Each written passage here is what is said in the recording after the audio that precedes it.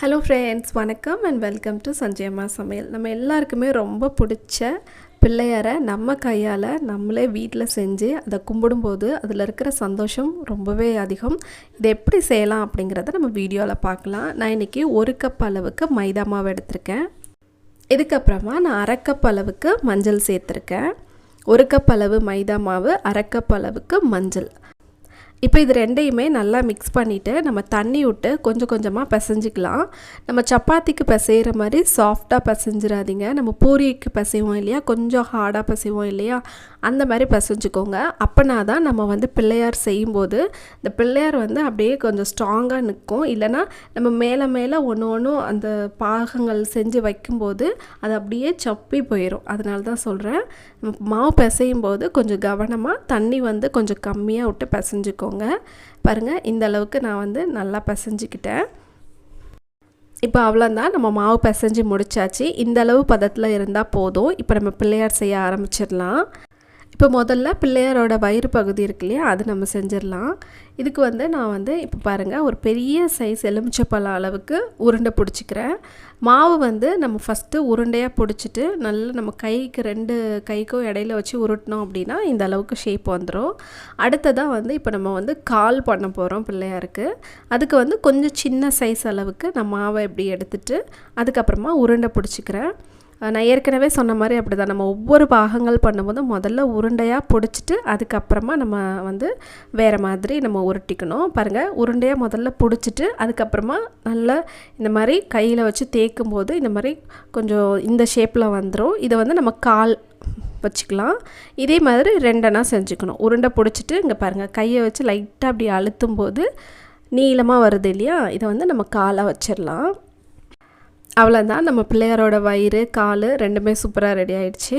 இதுக்கப்புறமா நான் தலைப்பகுதிக்கு நம்ம அந்த வயிறு பகுதிக்கு எடுத்த மாவை விட கம்மியான அளவு எடுத்துக்கணும். ஏன்னா ரெண்டுமே ஒரே அளவில் இருந்தால் நல்லா இருக்காது இல்லையா, அதனால தான். இப்போ நீங்கள் இந்த மாதிரி உருட்டும் போது உங்களுக்கு உடையில் கீரல் ஏதாவது கிராக் ஏதாவது இருந்துச்சுன்னா லைட்டாக தண்ணி தொட்டுக்கோங்க. இப்போ நம்ம தலைப்பகுதியும் வச்சாச்சு. அடுத்ததாக நம்மளோட பிள்ளையாரோட தும்பிக்கை பண்ணுறதுக்காக இந்த மாதிரி குட்டியான பால் பண்ணிவிட்டு அதை கீழே வச்சு நம்ம கையை வச்சு இந்த மாதிரி உருட்டினோம் அப்படின்னா தும்பிக்கை வந்துடும். அதை வச்சுட்டு லைட்டாக வளைச்சி விட்ருங்க.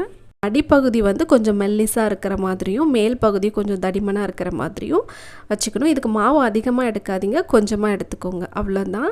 இப்போ காது பகுதி நம்ம பண்ண போகிறோம். அதுக்கு நான் கொஞ்சமாக இந்த மாதிரி சின்ன சின்ன உருண்டைகள் உருட்டிட்டு காது நம்ம அந்த ஷேப்பில் கையை வச்சு இந்த மாதிரி பண்ணிக்கிறேன். காது நம்ம எப்படி பண்ணணும் அப்படின்னா, நம்ம அந்த பண்ணின அந்த இதை பார்த்தோம் அப்படின்னா முக்கோண ஷேப்பில் இருக்கணும். அப்படின்னா தான் கரெக்டாக இருக்கிற மாதிரி அர்த்தம். மேல் பகுதியை கொஞ்சம் வளைச்சி விட்டுட்டு கீழ்ப்பகுதியை கொஞ்சம் வளைச்சி விட்டுட்டு ஒட்டிட வேண்டியதுதான். இதே மாதிரியே இன்னொரு காதையும் ஒட்டிக்கோங்க. ஒட்டும்போது சரியாக ஒட்டலைன்னா லைட்டாக தண்ணி அதில் வச்சுட்டு நம்ம ஒட்டினோம் அப்படின்னா நல்லா பிடிச்சிக்கிடும். இதே மாதிரி நான் இன்னொரு காதையும் ஒட்டிக்கிறேன்.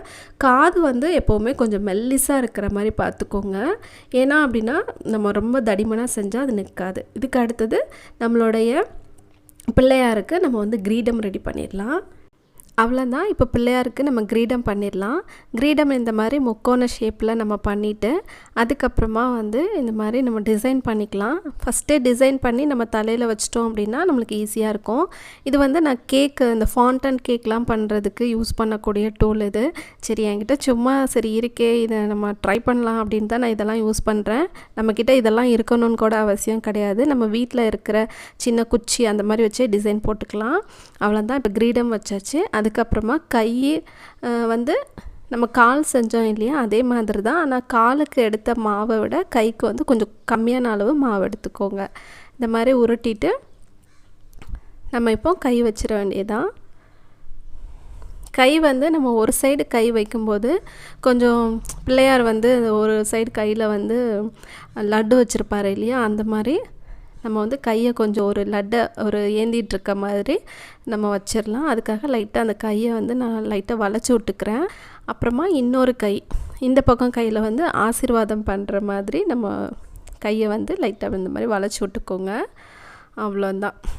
இதுக்கப்புறமா நான் கண் வைக்கிறேன். கண்ணுக்குமே இந்த மாதிரி புருவம் மாதிரி இருக்கிறதுக்கு இப்படி டிசைன் வச்சுட்டு மிளகு இருக்குது இல்லையா, மிளகு வச்சு நான் கண் வச்சிட்டேன். கண் வச்சோடனே பாருங்கள் நம்ம பிள்ளையார் எவ்வளோ அழகாயிட்டார் அப்படின்ட்டு.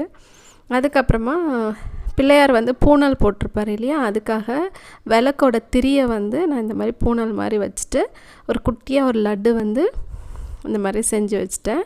அப்புறம் அந்த காதெல்லாம் வந்து கொஞ்சம் பார்க்குறதுக்கு ஷேப்பாக இருந்தால் நல்லாயிருக்குமே அப்படின்னு சொல்லிட்டு இந்த மாதிரி கோடு கோடாக போட்டிருக்கேன், வரி வரியாக. அது பார்க்குறதுக்கு கொஞ்சம் நல்லாயிருக்கும். அதுக்கப்புறமா அந்த தும்பி கையிலையும் டாட்டாக போட்டுட்டு தலைக்கு வந்து நான் ஃபுட் கலர் இருந்துச்சு அதை அடிச்சிட்டேன். அப்புறமா கொஞ்சம் இந்த சுகர் பால்ஸ் இருந்துச்சு கேக்குக்கு யூஸ் பண்ணுறது, அதை கிரீடத்தில் வச்சுட்டேன். அப்புறம் வந்து அந்த தந்தத்துக்கு வந்து நான் ஒரு குச்சியில் வந்து திருநீரை கலைச்சி வச்சுட்டேன். அப்புறம் நெத்தியில் வந்து அந்த பட்டைக்கும் திருநீர் வச்சுட்டேன். அவ்வளோதான், நம்மளுடைய செல்லமான குண்டு குண்டு பிள்ளையார் ரெடி ஆகிட்டாரு.